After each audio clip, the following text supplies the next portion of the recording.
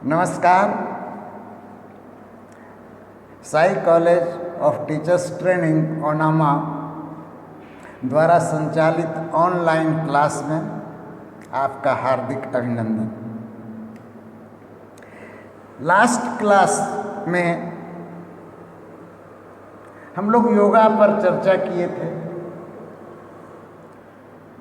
इसमें हम लोग देखे थे कॉन्सेप्ट ऑफ योगा, योग की अवधारणा, need and importance of yoga education, योग शिक्षा की आवश्यकता एवं महत्व।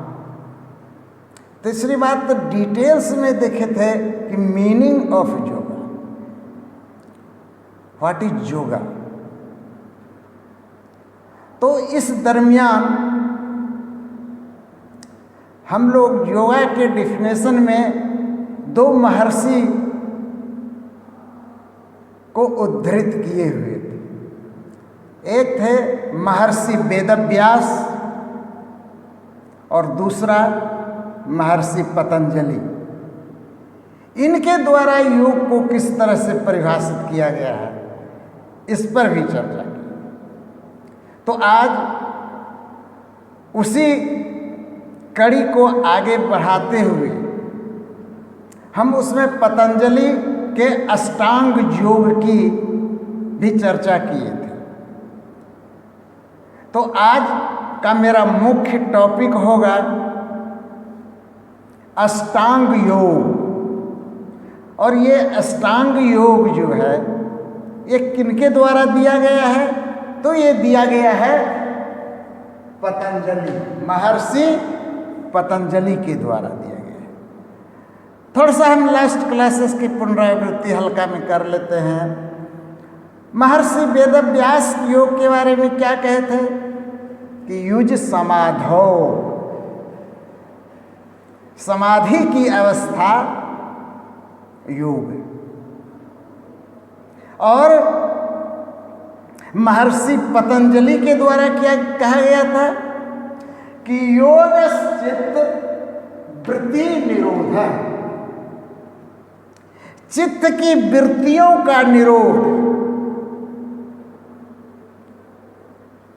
चित्त जो है यहां पर की कुवृत्तियों कहा जाए, चित्त के एक कुवृत्तियों का निरोध ही योग है। योगस्य चित्त वृत्ति निरोध। तो चित्त का वृत्ति का निरोध ही योग है। तो आज हम अष्टांग जो है योग, इसके बारे में चर्चा करेंगे। तो अष्टांग योग पतंजलि के द्वारा दिया गया है। और ये अष्टांग योग कौन कौन से हैं, तो हम देखें। पहला यम, दूसरा नियम, तीसरा आसन, चौथा प्राणायाम, पांचवा प्रत्याहार, छठा धारण, सातवां ध्यान और अंतिम आठवां है समाधि। हम बोले थे कि युज समाधौ, समाधि की अवस्था ही योग है अकॉर्डिंग टू महर्षि वेदव्यास। तो ये समझेंगे कि समाधि की अवस्था क्या होती है, ये समझेंगे। बिंदुवार एक एक पर चर्चा करेंगे। तो सबसे पहले हम आवे यम। यम क्या है, यहां पर यम क्या अर्थ क्या है, यहां निहितार्थ क्या है। तो यहां पर यम का निहितार्थ है free from undesirable actions, free from undesirable works, यानी अवांछनीय कार्यों से मुक्ति दिलाने वाला। अवांछित कार्य किए हैं, अवांछित कार्य हुआ कि जिस कार्य की आवश्यकता नहीं है। ये परिवार के लिए भी ऐसा कार्य उचित नहीं है, पड़ोस के लिए उचित नहीं है, समुदाय के लिए उचित नहीं है, समाज के लिए उचित नहीं है। तो ऐसे व्यवहार, ऐसे कार्य को अवांछित कार्य कहते हैं।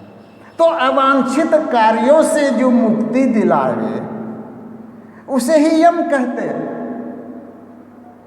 और हम लोग आज भी घर में, दैनिक जीवन में भी योगाभ्यास कर रहे हैं, आसन भी कर रहे हैं, योगासन कर रहे हैं, प्राणायाम कर रहे हैं।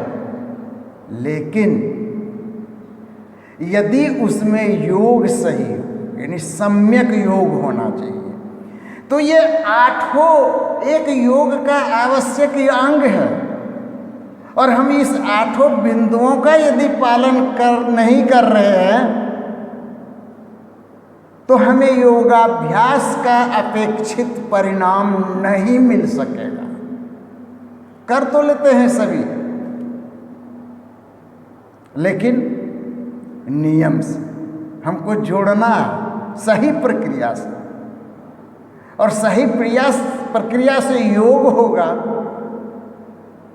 तभी इसका फल, यानी कि योग फल सही मिलेगा।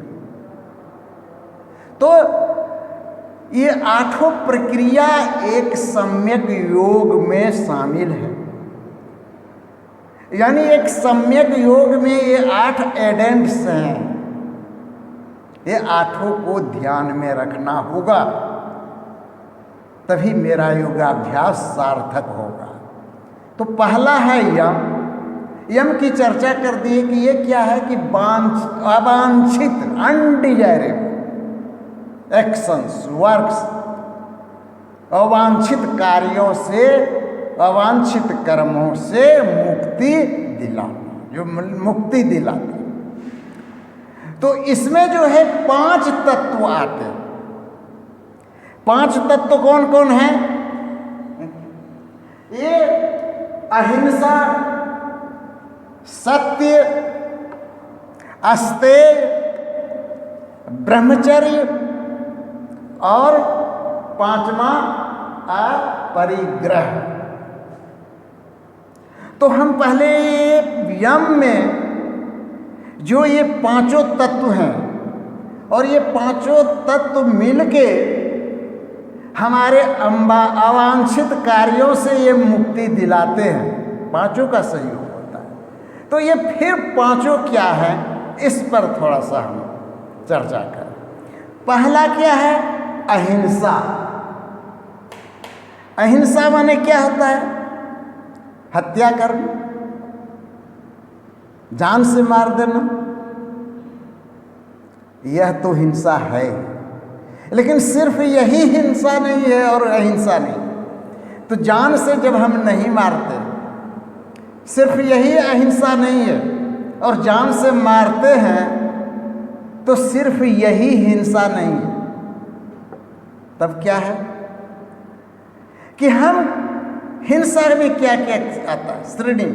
हम यदि किसी को शारीरिक रूप से, मानसिक रूप से या सामाजिक रूप से भी किसी को हम प्रताड़ना करते हैं, किसी के साथ क्रूर व्यवहार करते हैं, तो ये भी हिंसा होती है। महात्मा गांधी तो बहुत अच्छा उदाहरण दिए कि कहीं से हम अनावश्यक एक मिट्टी का ढेला भी उठा करके लाते हैं।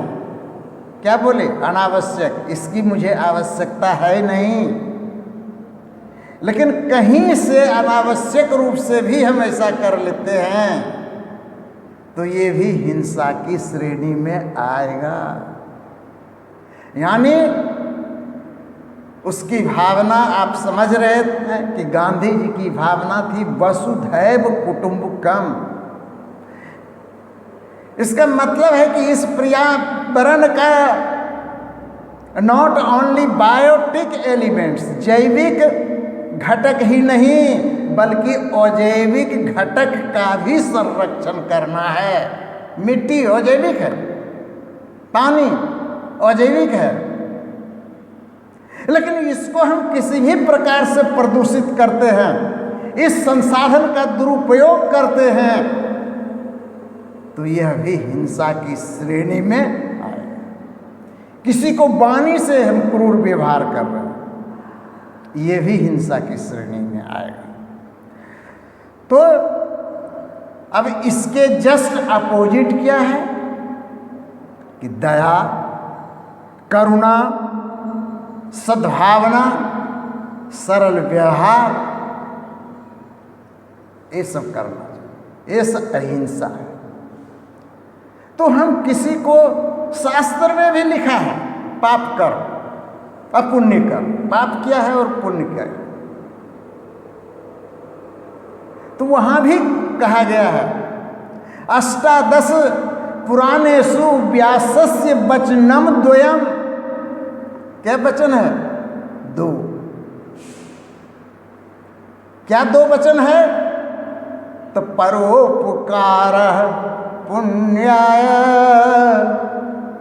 अपापाय परपीडनम, यही दो चीज। परोपकारः पुण्याय, पर उपकार यही तो पुण्य है।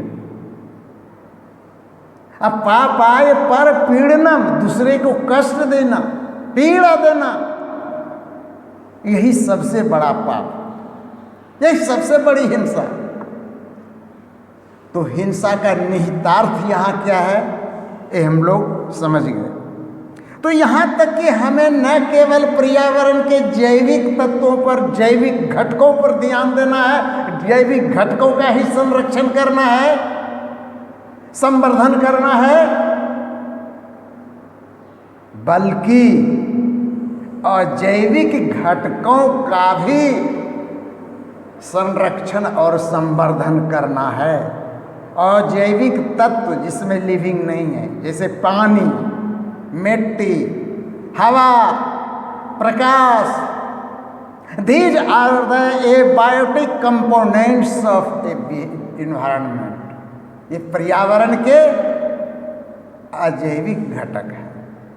तो हमें जैविक घटकों को और इसके अजैविक घटकों को दोनों का संरक्षण करना है, दोनों का संवर्धन करना है, दोनों का सदुपयोग करना है। इन सभी संसाधनों का दुरुपयोग नहीं करना है। तो ये अहिंसा।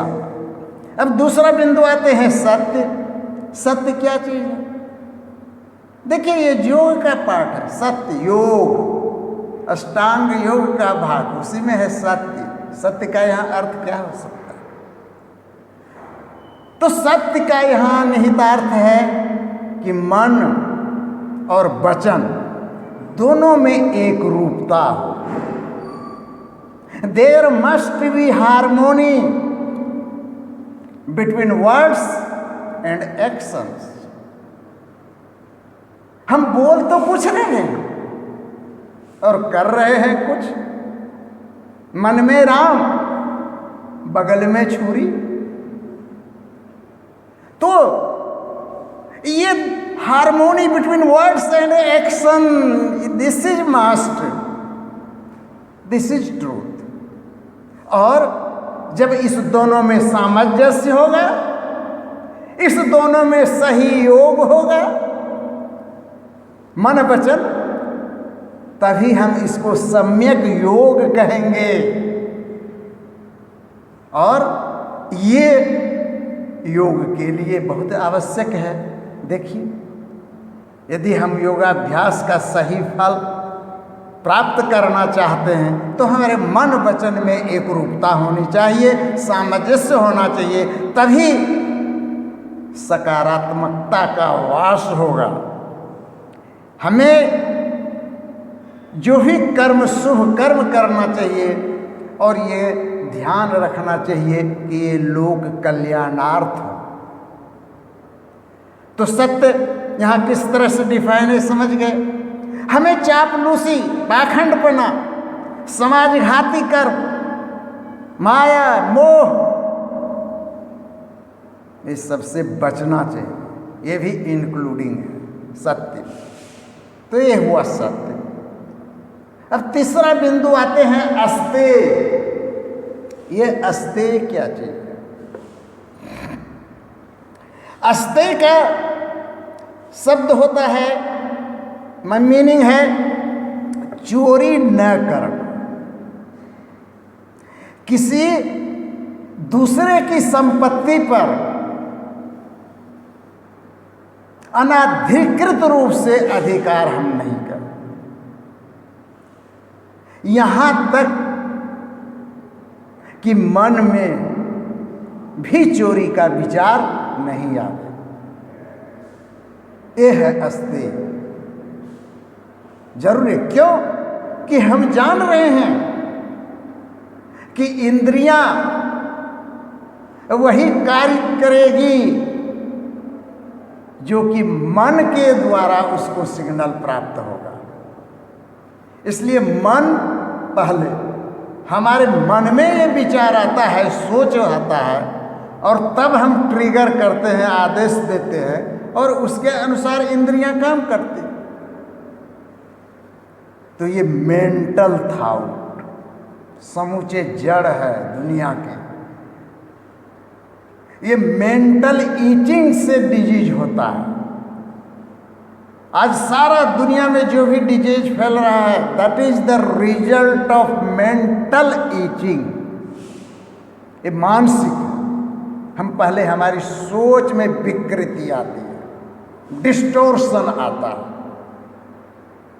और ये cumulation of distortion of past is responsible for any types of disease। हम बोले थे नेशनल पॉलिसी ऑन एजुकेशन पर, ये इनइक्वलिटी में चर्चा किए थे, डिस्क्रिमिनेशन में चर्चा किए थे। डिस्क्रिमिनेशन क्या है? ये cumulation of distortion of the past है। तो ये मेंटल, मानसिक चीज, मेंटल सिम्टम्स सही होना चाहिए, तभी हम स्वास्थ्य की ओर बढ़ सकते हैं। तभी मेरा शारीरिक स्वास्थ्य भी सही होगा। हमारी सोच सही होगी तो हमारे सब कुछ सही होगा। तो ये है अस्तेय। आज हम क्या कर रहे हैं कि, तो ये दो पक्ष यहां पर हम चर्चा की। एक मन और इंद्रियां, माने एक स्थूल रूप से और दूसरा सूक्ष्म रूप से। सूक्ष्म मतलब मेंटल, मानसिक हो गया, स्थूल माने बाह्य। यानी शारीरिक और मानसिक दोनों तथ्यों में समानता होनी चाहिए। तो आज हम क्या कर रहे हैं? कोई लक्ष्य बनाते हैं, कोई सफलता प्राप्त करना चाहते हैं, तो अब हम उस लक्ष्य को, मेरे मन में ये आता है कि हम इस लक्ष्य को किसी भी तरह से प्राप्त कर लें। जो साध्य मेरा लक्ष्य है, सिर्फ ध्यान इसी पर रहता है, और उस साध्य की प्राप्ति के लिए हम अनुचित ही व्यवहार करते हैं, अनुचित साधनों का सहारा लेते हैं। तो महात्मा गांधी क्या कहे कि ठीक, साध्य की शुद्धता पर तो नजर हो, जरूरी है, हमारे लक्ष्य पर तो नजर हो, लेकिन उस साध्य को, उस लक्ष्य को प्राप्त करने के लिए जो हम साधन अपनाते हैं, मीन्स उसकी भी शुद्धता पर ध्यान देना चाहिए। ये बिल्कुल स्पष्ट है कि हम सफलता प्राप्त करना चाहते हैं, लेकिन उसका जो साधन हम अपनाते हैं, क्या साधन की शुद्धता पर हम ध्यान दे रहे हैं? और साधन की यदि शुद्धता पर ध्यान नहीं दे रहे हैं, हम किसी भी तरह से उसको सफल बनना चाह रहे हैं, सफलता प्राप्त करना चाह रहे हैं, तो वो सफलता नहीं है। तो कहने का मतलब है कि साध्य की शुद्धता के साथ साथ हमें साधन की शुद्धता पर भी ध्यान देना होगा, तभी जो फल मिलेगा, तभी जो लक्ष्य मिलेगा वो सफल होगा और शुद्ध होगा। जब मेरा साधन शुद्ध, तो निश्चित रूप से साध्य शुद्ध। और यदि साधन ही गलत है, अनुचित है, तो हमारा रिजल्ट क्या देगा? ये भी जो है अनुचित होगा, सफल नहीं होगा। तो ये हम अस्तेय पर। अगला पॉइंट है ब्रह्मचर्य। ब्रह्मचर्य क्या है? सिलेबस ये है कि हम सकारात्मक ऊर्जा को एक जगह एकत्रित करके किसी सकारात्मक दिशा की ओर कैसे लें। अभी बोले, हमारे मन में बहुत सारे डिस्टॉर्शंस हैं, विकृतियां, जिसमें कि काम वासना पर विजय प्राप्त करना है, इंद्रियों पर संयम रखना है, इंद्रियों को भटकने से रोकना है, और इसमें हम ऊर्जा का बिखराव नहीं होने दें। हम जान रहे हैं कि किशोरावस्था ये काफ़ी एनर्जेटिक होता है, ऊर्जामय होता है, और इस ऊर्जा को हम सही दिशा की ओर मोड़ें, इसके लिए हमें ब्रह्मचर्य का पालन करना होगा, कामेच्छा को दबाना होगा, और स्वस्थ शरीर और स्वस्थ मन, संयमित इंद्रियां, नियंत्रित इंद्रियां, जब इस तीनों में सामंजस्य होता है, इस तीनों में कोऑर्डिनेशन होता है, तो ये ब्रह्मचर्य की अवस्था होती है। और उस समय हम अपनी ऊर्जा को एक मोड़ करके एक सकारात्मक दिशा की ओर लगा सकते हैं, और हम वांछित फल की प्राप्ति कर सकते हैं। तो हमें यहाँ पर ध्यान देना होगा कि काम चिंतन, अनावश्यक रतिक्रिया, मानसिक सोच को बदलना होगा, चर्चा, यानी हमें दुर्व्यसन से दूर रहना होगा।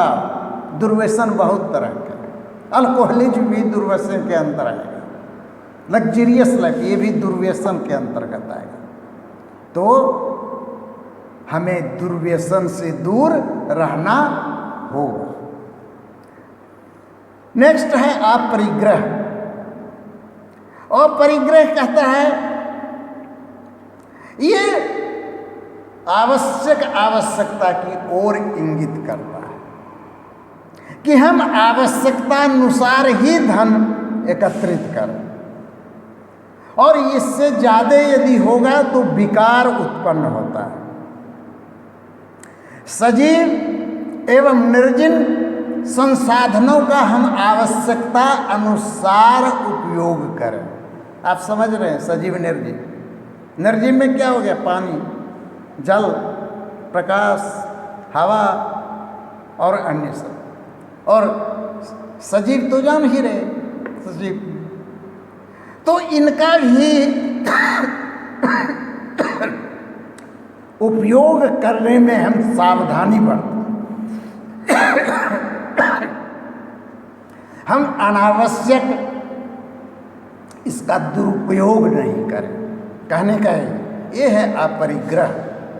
आवश्यकता के अनुसार ही संसाधन को हम रखें, और हम जितनी भी अपनी आवश्यकता को कम करें, उतनी ही हम दूसरे के ऊपर निर्भरता से बचे रहेंगे और उतना ही ज़्यादा सुखी रहेंगे। क्योंकि कष्ट तभी होता है, दुख तभी होता है कि जब हम किसी चीज़ को हम आशा करते हैं, हमारी आकांक्षा पूरी नहीं होती है, तो दुख होता है, कष्ट होता है। तो हमें सावधान रहना चाहिए कि हमारी आकांक्षाएं कहाँ तक सीमित होनी चाहिए। ठीक। अब हम अगला पॉइंट आते हैं नियम। दूसरा पॉइंट यम, यम के बाद है नियम। इसमें थोड़ा वक्त लगेगा, लेकिन हम डिटेल से बहुत अच्छी तरह समझाएंगे एक एक बिंदु को, एक क्लास नहीं, ज़्यादा लगेगा। तो नियम क्या है? तो नियम कह रहा है कि नियमन यन्ति प्रेरयन्तीति नियमा। यानी इसका अर्थ है कि जो कर्म शुभ कार्य में प्रेरित कराते हैं, वैसा कर्म जो शुभ कार्य करने के लिए प्रेरित करता है मनुष्य को, यही नियम। और इस नियम का भी 5 महत्वपूर्ण तत्व हैं। पहला है शौच, दूसरा संतोष, तीसरा तप, चौथा स्वाध्याय और 5वां है प्रकृति प्राणिधाम। तब इसके एक एक बिंदु पर हम चर्चा करें। शौच क्या है? शौच हम सभी जानते हैं कि हम अपने बॉडी के अंदर जो मेटाबॉलिक वेस्ट प्रोडक्ट्स हैं, जो मल हैं, उसको हम बाहर त्याग करते हैं। ये त्याग करना जरूरी भी। ये मेटाबॉलिक, हमारे शरीर के मेटाबॉलिक प्रोसेस का बाई प्रोडक्ट्स हैं और ये बॉडी के लिए हार्मफुल होता है। तो इसे हम शौच प्रक्रिया द्वारा इस मल का निष्कासन करते हैं। तो ये हुआ शौच। और शौच के भी 2 भेद हैं। पहला एक्सटर्नल और दूसरा इंटरनल। बाह्य सोच और आभ्यंतर सोच। बाह्य सोच क्या?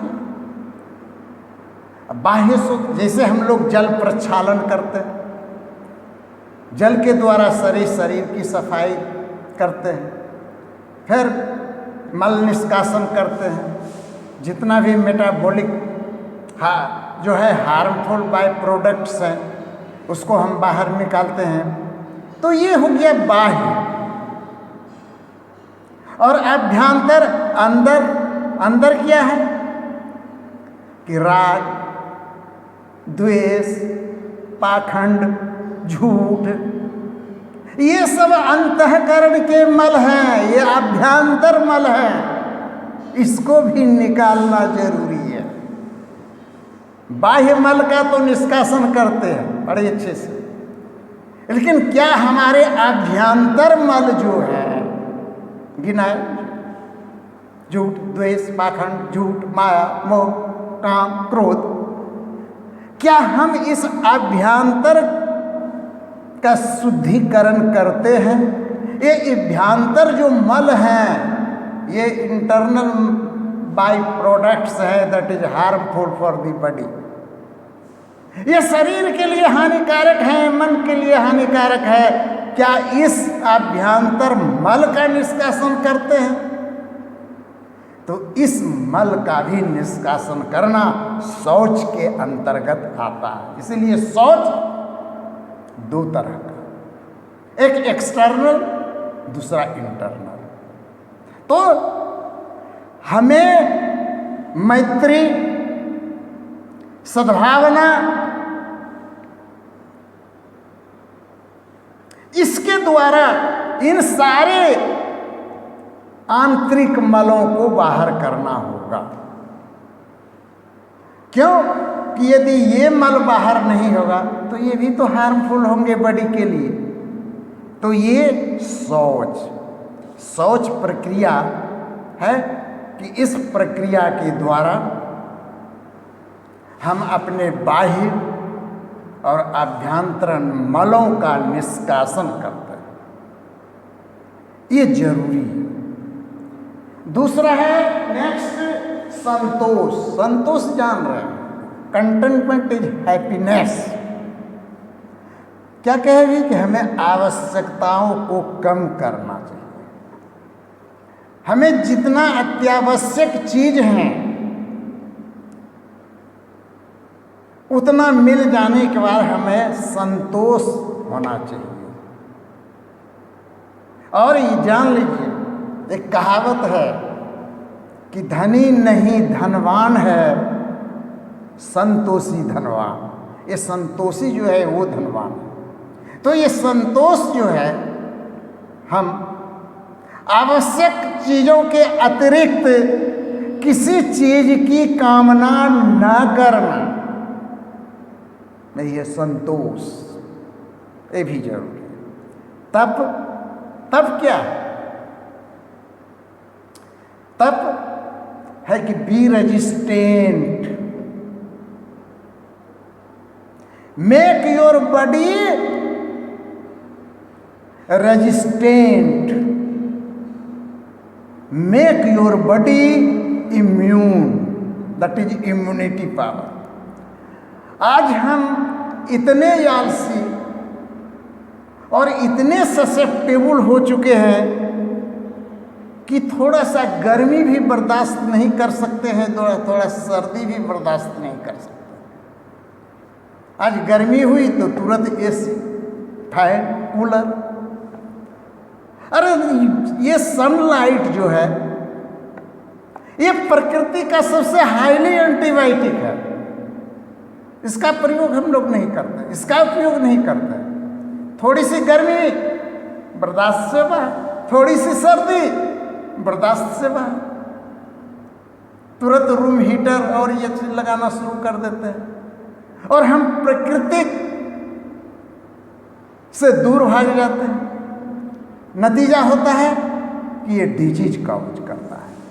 तो तप है, इस तपस्या के द्वारा हम अपने शरीर को रेजिस्टेंट करें, हम अपने शरीर के प्रतिरोधी क्षमता को बढ़ावें, हम कुछ देर तक खड़े रह सकें, बैठ सकें, सर्दी को बर्दाश्त कर सकें। बहुत लोग ऋषि मुनि कितने घंटों घंटों आसन में बैठे हुए रहते हैं। खड़ा होना है, घंटों घंटों खड़ा रहेंगे एक ही पोस्चर में। तो ये मौन रहना एक है, मौन रहना भी एक है तप की बात है। देखिए जल्दी, तो ये मौन रहना भी बहुत जरूरी है। मौन रह ही नहीं सकेगा। 2 बच्चा 3 बच्चा दीजिए, 2-4 औरत को एक साथ बैठा दीजिए, कह दीजिए मौन हो, तो सबसे बड़ी सजा मिल जाएगी उसे। तो कहने का है कि हम अपने बॉडी को भी रजिस्ट बना दें ताकि हम किसी भी अवांछित कार्यों से बच सकें। आज क्या है? आज कोरोना का युग है, सभी जान रहे हैं, और जान रहे हैं कि कोरोना का कोई ट्रीटमेंट नहीं निकला। आज कैसे ठीक हो रहे हैं? ये हम लोगों के बॉडी का इम्यूनिटी पावर है, और यदि हम बॉडी को रेजिस्टेंट बनाएंगे, बॉडी को इम्यून बनाएंगे, तो कोई भी वायरस हमारे पास नहीं है, आ ही नहीं सकता। तो जरूरत है इस तप, बी रेजिस्टेंट। तो ये हुआ स्वाध्याय। स्वाध्याय तो जान ही रहे, स्व अध्याय, स्वतः स्वयं। आप यहाँ सोचते हैं कि स्वयं सेल्फ स्टडी नहीं, यहाँ इंडिकेट और भी बहुत सा है स्वाध्याय का। स्वाध्याय का अर्थ है सेल्फ ऑब्जर्वेशन। हम अपना आत्मदर्शन कर सकें, हमें सेल्फ फेथ हो, हमें सेल्फ स्टीम की भावना हो, हमें सेल्फ असर्टिवनेस हो। यह है आत्मनिरीक्षण, यह है स्वाध्याय। हम अपने को पहचान सकें। आज हम दुनिया पर ऑब्जर्वेशन करते जाते हैं, लेकिन क्या कभी स्वयं का ऑब्जर्वेशन करते हैं, जो कि सर्वाधिक महत्वपूर्ण है। कहा भी गया है कि बुरा जो देखन मैं चला, बुरा न मिलिया कोई, और जो दिल ढूंढो आपना, मुझसे बुरा न कोई। तो सेल्फ ऑब्जर्वेशन, हम क्या हैं, स्वयं की पहचान मेरे पास नहीं है। हम दुनिया की पहचान बना रहे हैं, दुनिया को देख रहे हैं, लेकिन कभी भी हम अंदर नहीं देख रहे हैं कि क्या इस जो समस्या आ रही है, हम मेरा तो उसमें सहयोग कहीं नहीं है। ये बहुत जरूरी है। बाहर यदि कंकड़ हो तो उसे हम जूता से ठोकर मार करके हटा सकते हैं, लेकिन हमारे जूता के अंदर यदि कंकड़ हो जाए, मोजा के अंदर यदि कंकड़ हो, तब तो ये हम अपने अंदर के कंकड़ को नहीं देख रहे हैं, बाहर के कंकड़ को देख रहे हैं। तो आवश्यकता है सेल्फ ऑब्जर्वेशन की। और अंत में प्रकृति प्राणिधान, प्रकृति मीन्स गॉड, हमारे अंदर भी गॉड है, और हम ये सारे जो कर्म हैं, हम उस गॉड को, ईश्वर को अर्पण करें, उस प्रकृति को अर्पण करें, ये जरूरी है। तो ये हो गया आपका नियम। एक थोड़ा सा आसन के बारे में हल्का चर्चा हम कर रहे हैं, हो सकता है इसको नेक्स्ट रिपीट करें। आसन क्या कह रहा है तीसरा पंडित कि आस्य तेरे नेति आसनम, यानी इसका अर्थ होता है कि हमारा शरीर जिस अवस्था में अपेक्षित समय तक सुख से रह सके, वही आसन।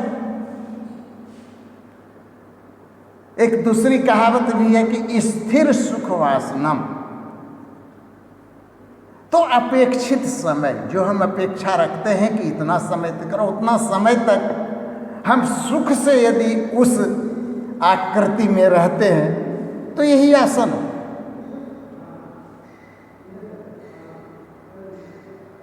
यम नियम का पालन कराने वाला ही आसन है, और वही आसन कर सकता है सही। क्यों? कि जब हम यम नियम का पालन नहीं करेंगे तो शरीर मेरा स्वस्थ नहीं होगा, मन मेरा स्वस्थ नहीं होगा। तो आसन, कुछ आसन का उदाहरण भी आप ले सकते हैं, बहुत जानते हैं। पद्मासन, सुखासन, सिंहासन, मयूरासन, पुट्टासन, शीर्षासन, वज्रासन। तो ये सारे आसन हैं, और ये आसन तभी फलदायी होगा जब हम इसके साथ साथ यम नियम का भी पालन करें।